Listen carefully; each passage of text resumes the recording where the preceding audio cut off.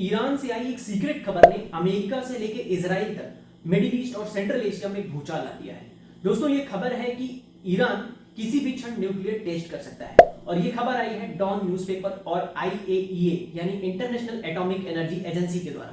इस खबर में कहा गया कि ईरान ने जाग्रोश की पहाड़ियों में संवर्धित यूरेनियम के भंडार बना रखे हैं और इसमें 90% तक संवर्धित यूरेनियम रखे हो सकते हैं। और दोस्तों ये संवर्धित यूरेनियम भंडार न्यूक्लियर वेपन बनाने के लिए पर्याप्त है।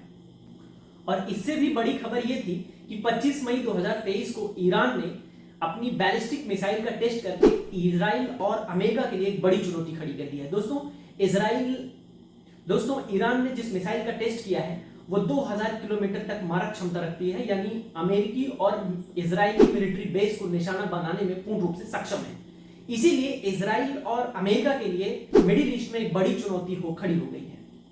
ईरान की यह बैलिस्टिक मिसाइल न्यूक्लियर वॉरहेड ले जाने में सक्षम है और ये 1500 किलोग्राम तक न्यूक्लियर वॉरहेड ले जा सकती है। आईएईए के अनुसार 22 जनवरी 2023 तक ही ईरान ने 83% तक संवर्धित यूरेनियम के भंडार इकट्ठा कर लिए थे और परमाणु बम बनाने के लिए 90% तक संवर्धित यूरेनियम की आवश्यकता होती है।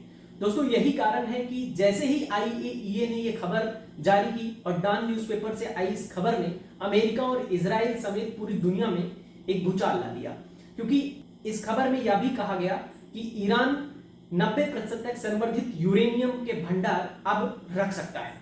दोस्तों अगर इस खबर को देखें तो 90% संवर्धित यूरेनियम भंडार के साथ ईरान किसी भी क्षण न्यूक्लियर वेपन का टेस्ट कर सकता है और यही कारण है कि अमेरिका और इजराइल की खुफिया एजेंसियां इस पे काम करना शुरू कर चुकी हैं, यानी इसको डिस्ट्रॉय करने के लिए काम शुरू कर चुकी हैं। दोस्तों बढ़ते अमेरिकी दबाव और इजरायली हमले के कारण ईरान ने ऐसा कदम उठाया। दोस्तों ये खबर कोई नई नहीं है, लेकिन इससे पहले जो खबरें आई थी उसमें ईरान के पास 90% तक संवर्धित यूरेनियम होने का दावा नहीं किया गया था। इससे पहले आई खबरों में 60% से लेके 80% तक संवर्धित यूरेनियम होने का दावा ईरान के पास किया जा रहा था, लेकिन इस खबर ने 90% तक यूरेनियम के दावे ने पूरी दुनिया को चौंका के रख दिया है, जो कि परमाणु बम बनाने के लिए उपयुक्त है। दोस्तों ईरान के परमाणु कार्यक्रम पर अमेरिकी प्रतिबंधों और इजरायली हमलों ने काफी हद तक संयम बनाए रखा था। ईरान के परमाणु कार्यक्रम पर सबसे ज्यादा संयम रखा था 2015 की न्यूक्लियर ट्रीटी ने।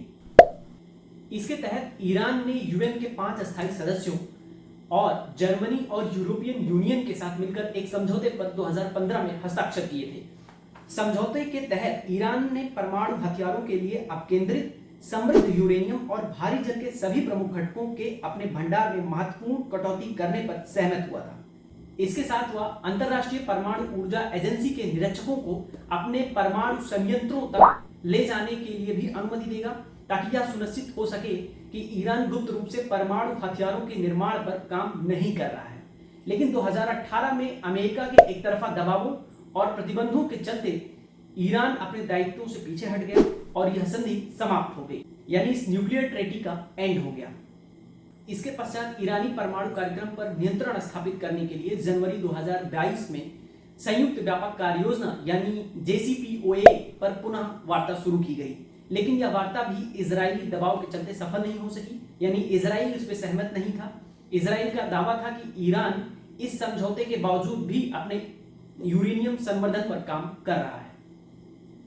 दोस्तों इन वार्ताओं के असफल होने के बाद ईरान ने खुलकर अपने यूरेनियम संवर्धन पर काम किया और अपने यूरेनियम संवर्धन को 3% से बढ़ाकर 20%, 20% से बढ़ाकर 60% और 60% से बढ़ाकर 83% तक, और 83% के यूरेनियम संवर्धन के बाद आईएईए के अनुसार ईरान वर्तमान में 90% तक यूरेनियम संवर्धन के भंडार जमा होने के कगार पर पहुंच गया है, जो कि पूरी दुनिया के लिए एक चौंकाने वाली खबर है। दोस्तों आइए समझते हैं कि ईरान की शक्ति में किसी भी तरह का इजाफा कैसे वैश्विक परिदृश्य और भारतीय परिदृश्य को प्रभावित करेगा। दोस्तों इससे मिडिल ईस्ट और सेंट्रल एशिया में शक्ति संतुलन बिगड़ सकता है। इससे मिडिल ईस्ट में ईरान का दबदबा बढ़ेगा। इससे इजराइल ईरान और ईरान अमेरिका संबंधों पर एक बुरा प्रभाव पड़ेगा। मिडिल ईस्ट में अमेरिका का दबदबा घटेगा। अमेरिकी मिलिट्री बेसिस और इजरायली मिलिट्री बेसिस को ईरान अपने मिसाइल कार्यक्रमों और परमाणु परीक्षणों से सीधा निशाना बना सकता है। अमेरिका के खिलाफ वाले गुट मिडिल ईस्ट में मजबूत होंगे, यानी ईरान, नॉर्थ कोरिया, रसिया, चाइना जैसे देशों को एक बड़ी मजबूती मिलेगी। ईरान के सबसे बड़े प्रतिद्वंदी यानी सऊदी अरब के लिए एक बड़ी चुनौती होगा और इसके साथ साथ मिडिल ईस्ट के हर एक देश के लिए सुरक्षा का एक बड़ा जोखिम होगा। दोस्तों आइए समझते हैं कि इस बड़े डेवलपमेंट से भारतीय हित किस तरह प्रभावित हो सकते हैं। ईरान पर यदि किसी भी तरह की असुरक्षा और प्रतिबंधों की स्थिति बढ़ती है तो भारत इससे सीधे तौर पर प्रभावित होगा, क्योंकि ईरान भारत का रणनीतिक और व्यापारिक साझेदार है। ईरान में स्थित भारतीय नियंत्रण वाले चाबहार बंदरगाह से भारतीय आयात और निर्यात के ऊपर एक बड़ा प्रभाव पड़ सकता है और ईरान में चल रही भारतीय परियोजनाओं पर भी एक बड़ा असर पड़ सकता है, क्योंकि चाबहार पाकिस्तान में चीन के नियंत्रण वाले ग्वादर बंदरगाह पर एक कड़ी निगरानी करता है। ईरान से गुजरने वाले अंतरराष्ट्रीय उत्तर दक्षिण पारगमन गलियारे से भारतीय हित जुड़े हुए हैं। इससे न केवल भारत ईरान बल्कि भारत इजराइल, भारत अमेरिका, भारत रूस और भारत सऊदी संबंधों में एक बड़ा डेवलपमेंट भी देखने को मिल सकता है। दोस्तों इस पूरे घटनाक्रम पर आपकी क्या राय है? अपनी राय कमेंट बॉक्स में जरूर शेयर करें। दोस्तों वीडियो को लाइक करें, वीडियो को शेयर करें, चैनल को सब्सक्राइब करें। Thank you so much for watching this video. अपना बेशकीमती समय देने के लिए बहुत बहुत धन्यवाद दोस्तों।